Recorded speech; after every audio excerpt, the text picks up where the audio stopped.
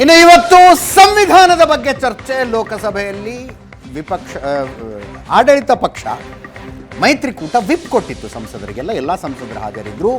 ಪ್ರಮುಖವಾಗಿ ರಾಜನಾಥ್ ಸಿಂಗ್ ಮಾತಾಡಿದರು.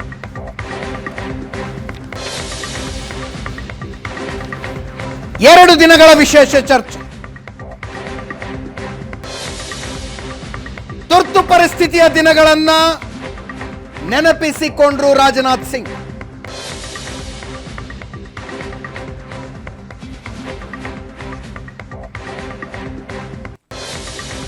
ಕೇಳಿಸ್ಕೊಳ್ಳಿ. आज उसी पार्टी के लोग संविधान का इस्तेमाल दुष्प्रचार के लिए कर रहे हैं। आज उसी पार्टी के लोग जात के आधार पर जनगणना कराना चाहते कराएं, हमें कोई आपत्ति नहीं, लेकिन मैं जानना चाहता हूं कि देश की जनता की आंखों में धूल झोंक कर राजनीति नहीं की जानी चाहिए। राजनीति करनी है तो जनता की आंखों में आंख डालकर राजनीति।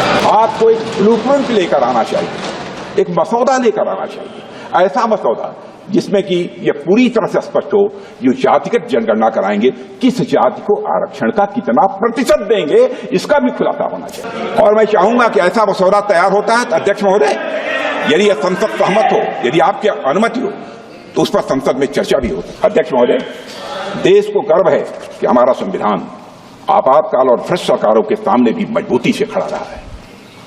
अध्यक्ष महोदय, हमारे संविधान में समय के साथ कई संशोधन हुए हैं, लेकिन संविधान की मूल भावना आज भी बनी हुई है, ये हमेशा बनी रहेगी। और अध्यक्ष महोदय, कांग्रेस चाहे जितनी भी कोशिश कर ले, लेकिन हम कभी भी संविधान के मूल चरित्र को बदलने नहीं देंगे।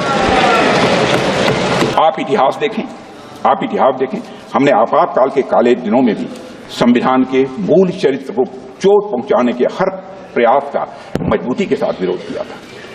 लाखों की संख्या में संविधान के सिपाहियों ने जेल की यातना झेली है। मैं स्वयं इन यातनाओं का भुक्त होगी 18 महीने मैं भी जेल रहा हूं। 2 महीने तक हमने तन्हाई काटी है, सॉलिट्यूड सेल काटी है। अध्यक्ष महोदय, जेल में रहते हुए मेरी मां की मृत्यु हो जाने पर मुखाग्नि देने के लिए हमको पैरोल तक नहीं दिया गया।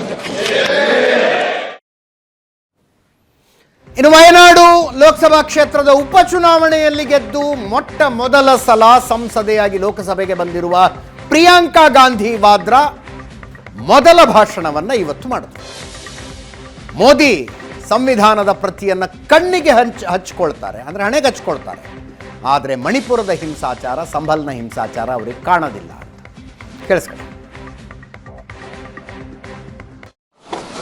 प्रधानमंत्री जी यहाँ सदन में संविधान को की किताब को यूं माथे से लगाते हैं, लेकिन संभल में, हाथरस में, मणिपुर में जब न्याय की गुहार आती है, उठती है, तो उनके माथे पे शिकन तक नहीं आता।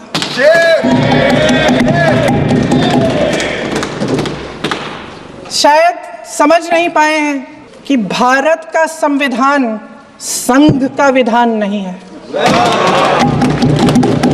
भारत के संविधान ने हमें एकता दी, हमें आपसी प्रेम दिया। उस मोहब्बत की दुकान जिस पर आपको हंसी आती है, उसके साथ करोड़ों देशवासी चले। करोड़ों देशवासियों के दिल में एक दूसरे के लिए प्रेम है, घृणा नहीं है। ಇದರೊಂದಿಗೆ ಇವತ್ತಿನ ಪಾರ್ಟಿ ರೌಂಡ್ಸ್ ಮುಗಿಸ್ತಾ ಇದ್ದೀನಿ. ನೇರ ದಿಟ್ಟ ನಿರಂತರ ಸುದ್ದಿಗಾಗಿ ನೋಡ್ತಾ ಇರಿ ಏಷ್ಯಾನೆಟ್ ಸುವರ್ಣ ನ್ಯೂಸ್.